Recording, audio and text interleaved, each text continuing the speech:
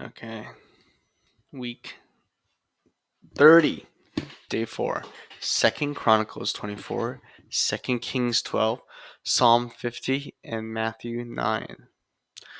Joash was 7 years old when he became king, and he reigned in Jerusalem 40 years. His mother's name was Zebiah. She was from Beersheba. Joash did what was right in the eyes of the Lord. All the years of Jehoiada the priest, Jehoiada chose two wives for him, and he had sons and daughters. Sometime later, Joash decided to restore the temple of the Lord. He called together the priests and Levites and said to them, "Go to the towns of Judah and collect money due annually from all Israel to repair the temple of your God. Do it now." But the Levites did not act at once. Before the king summoned Jehoiada the chief priest and said to him, "Why haven't you required the Levites to bring it from Judah and Jerusalem, the tax imposed by Moses the servant of the Lord and by the assembly of Israel for the tent of the covenant law?" Now the sons of the wicked woman Athaliah had broken into the temple of God and had used even its sacred objects for the Baals. At the king's command, a chest was made and placed outside at the gate of the temple of the Lord. A proclamation had been issued in Judah and Jerusalem that they should bring all the tax that Moses the servant of God required of Israel in the wilderness. All the officials and all the people brought their contributions gladly, dropping them into the chest until it was full. Whenever the chest was brought in by the Levites to the king's officials and they saw there was a large amount of money, the royal secretary and officer of the chief priest would come and empty the chest and carry it back to its place. They did this regularly and collected a great amount of money. The king and Jehoiada gave it to those who carried out the work required for the people of the Lord. They hired masons and carpenters to restore the Lord's temple, and also workers in iron and bronze to repair the temple. The men in charge of the work were diligent, and the repairs progressed under them. They rebuilt the temple of the Lord according to the original design and reinforced it. When they had finished, they brought the rest of the money to the king and Jehoiada, and with it made articles for the Lord's temple, articles for the service, for the burnt offerings, and also dishes and other objects of gold and silver. As long as Jehoiada lived, burnt offerings were presented continually in the temple of the Lord. Now Jehoiada was old and full of years, and he died in the age of 130. He was buried with the kings in the city of David because of the good he has done in Israel for God and his temple. After the death of Jehoiada, the officials of Judah came and paid homage to the king and listened to them. They abandoned the temple of the Lord, the God of their ancestors, and worshipped as Asherah poles and idols. Because of their guilt, God's anger came on Judah and Jerusalem. Although God sent prophets to the people to bring them back to him, and though they testified against them, they would not listen. Then the Spirit of God came on Zechariah, son of Jehoiada the priest. He stood there before the people and said, This is what God says. Why do you disobey the Lord's commands? You will not prosper because you have forsaken the Lord. He has forsaken you. But they plotted against him, and by the order of the king, they stoned him to death in the courtyard of the Lord's temple. King Joash did not remember the kindness Zechariah's father Jehoiada had shown him, but killed his son, who said, but as he was lying dying, "May the Lord see this and call you to account." At the turn of the year, the army of Aram marched against Joash. It invaded Judah and Jerusalem and killed all the leaders and the people. They sent all the plunder to their king in Damascus. Although the army had come with only a few men, the Lord delivered into their hands a much larger army. Because Judah had forsaken the Lord, the God of their ancestors, judgment was executed on Joash. When the Arameans withdrew, they left Joash severely wounded. His officials conspired against him for murdering the son of Jehoiada the priest, and they killed him in his bed. So he died and was buried in the city of David, but not in the tombs of the kings. Those who conspired against him were Zabab, son of Shimaath, an Ammonite woman, and Jehozabad, son of Shimrith, a Moabite woman. The account of his sons, the many prophecies about him, and the record of restoration of the temple of God are written in the annotations of the book of the kings. And Amaziah, his son, succeeded him as king. 2 Kings 12. In the 7th years of Jehu, Joash became king, and he reigned in Jerusalem 40 years. His mother's name was Zebiah, and she was from Beersheba. Joash did what was right in the eyes of the Lord all the years of Jehoiada the priest instructed him. The high places, however, were not removed. The people continued to offer sacrifices and burn incense there.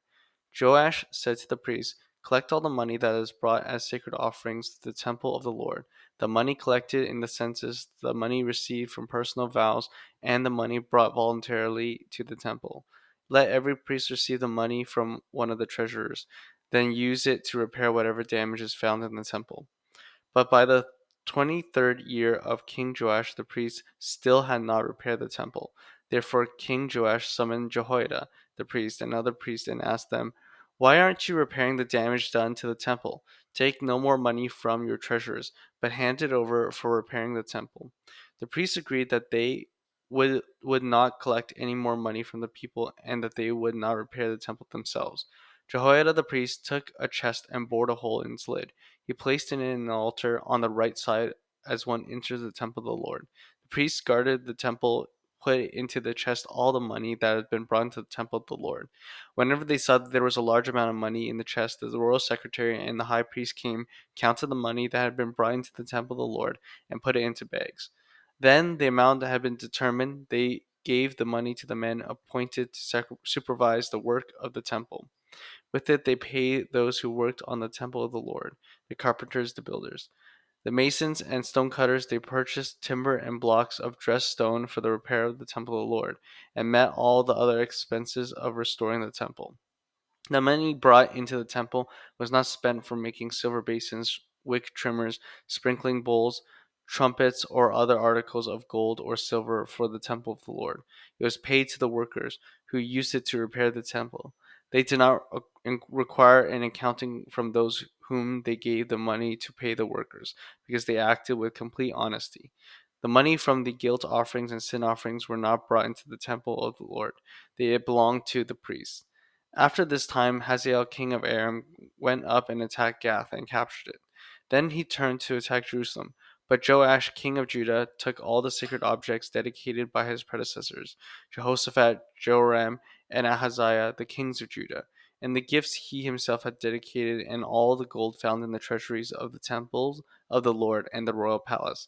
And he sent them to Hazael king of Aram, who then withdrew from Jerusalem. As for the other events of the reign of Joash and all he did, are they not written in the book of the annals of the king of Judah? His officials conspired against him and assassinated him at Beth Milo, on the road down from Sila. The officials who murdered him were Jozabad, son of Shimeiath, and Jozabad, son of Shomer. He died and was buried with his ancestors in the city of David, and Amaziah his son succeeded him as king. Psalm 50. The mighty one, God the Lord, speaks and summons the earth from the rising of the sun to where it sets. From Zion, perfect in beauty, God shines forth. Our God comes and will not be silent. A fire devours before him, and around him a tempest rages. He summons the heavens above and the earth that he may judge his people. Gather to me this consecrated people, who made a covenant with me by sacrifice, and the heavens proclaim his righteousness, for he is a God of justice. Listen, my people, and I will speak. I will testify against you, Israel. I am God, your God. I bring no charges against you concerning your sacrifices or concerning your burnt offerings, which are ever before me. I have no need of a bull from your stall or a goats from your pens. For every animal of the forest is mine, and the cattle of on 1,000 hills. I know every bird in the mountains, and insects in the fields are mine. If I were hungry, I would not tell you, for the world is mine, and all that it is in it. Do I drink the flesh of bulls or drink the blood of goats? Sacrifice thank offerings to God, fulfill your vows to the Most High, and call on me in the day of trouble. I will deliver you, and you will honor me. But to the wicked person, God says, "What right do you to recite my laws or take my covenant on your lips? You hate my instruction and cast my words behind you. When you see a thief, you join with them. You throw in your lot with adulterers. You use your mouth for evil and harness your tongue for deceit. You sit and testify against your brother and slander your own mother's son. When did these things When you did these things and I kept silent, you thought I was exactly like you. But now I arraign you and set my accusations before you. Consider this, you who forget God, or I will tear you into pieces, with no one to rescue you. Those who sacrifice thank offerings honor me, and to the blameless I will show my salvation. Matthew 9. Jesus stepped into the boat, crossed over, and came to his own town. Some men brought to him a paralyzed man lying on a mat. When Jesus saw their faith, he said to the man, "Take heart, son, your sins are forgiven." At this, some of the teachers of the law said to themselves, "This fellow is blaspheming." Knowing their thoughts, Jesus said, "Why do you entertain evil thoughts in your hearts? Which is easier to say, 'Your sins are forgiven,' or to say, 'Get up and walk'? But I want you to know that the Son of Man has authority on earth to forgive sins." So he said to the paralyzed man, "Get up, take up your mat, and go home." Then the man got up and went home. When the crowd saw this, they were filled with awe, and they praised God, who had given such authority to man. As Jesus went from there, he saw a man named Matthew sitting at the tax collector's booth. "Follow me," he told him, and Matthew got up and followed him. While Jesus was having dinner at Matthew's house, many tax collectors and sinners came and ate with him and his disciples. When the Pharisees saw this, they asked his disciples, "Why does your teacher eat with tax collectors and sinners?" On hearing this, Jesus said, "It is not the healthy who need a doctor, but the sick. But go and learn what this means. I desire mercy, not sacrifice. For I have come to call the righteous, not sinners, but sinners. Not call the righteous, but sinners." Then John's disciples came and asked him, "How is it that we and the Pharisees fast often, but your disciples do not fast?" Jesus answered, "How can the guests of the bridegroom mourn while he is with them? The time will come when the bridegroom will be taken from them. Then they will fast. No one sews a patch of unshrunk cloth on an old garment, for the new patch will pull away from the garment, making the tear worse. Neither do people pour new wine into old wineskins. If they do, the skins will burst, the wine will run out, and the wineskins will be ruined. No, they pour new wine into new wineskins, and both are preserved." While he was saying this, a synagogue leader came and knelt before him and said, "My daughter has just died, but come, put your hand on her, and she will live." Jesus got up and went with him, and so did his disciples. Just then, a woman who had been subject to bleeding for 12 years came up behind him and touched the edge of his cloak. She said to herself, "If I only touch his cloak, I will be healed." Jesus turned and saw her. "Take heart, daughter," he said, "your faith has healed you." And the woman was healed at that moment. When Jesus entered the synagogue leader's house and saw the noisy crowd and people playing pipes, he said, "Go away, the girl is not dead but asleep." They laughed at him. After the crowd had been put outside, he went in and took the girl by a hand, and she got up. News of this spread through all the region. As Jesus went from there, two blind men followed him, calling out, "Have mercy on us, son of David." When he had gone indoors, the blind man came to him and asked him, "Do you believe that I am able to do this?" "Yes, Lord," they replied. And he touched their eyes and said, "According to your faith, let it be done to you." And their sight was restored. Jesus warned them sternly, "See that no one knows about this." But they went out and spread the news about him all over that region. While they were going out, a man was demon possessed and could not talk was brought to Jesus. And when the demon was driven out, the man who had been mute spoke. The crowd was amazed and said, "Nothing like this has ever been seen in Israel." But the Pharisees said, "It is by the prince of demons that he drives out demons." Jesus went through all the towns and villages, teaching in their synagogues, proclaiming the good news of the kingdom, and healing every disease and sickness. When he saw the crowds, he had compassion on them, because they were harassed and helpless, like sheep without a shepherd. Then he said to his disciples, "The harvest is plentiful, but the workers are few. Ask the Lord of the harvest, therefore, to send out workers into his harvest field."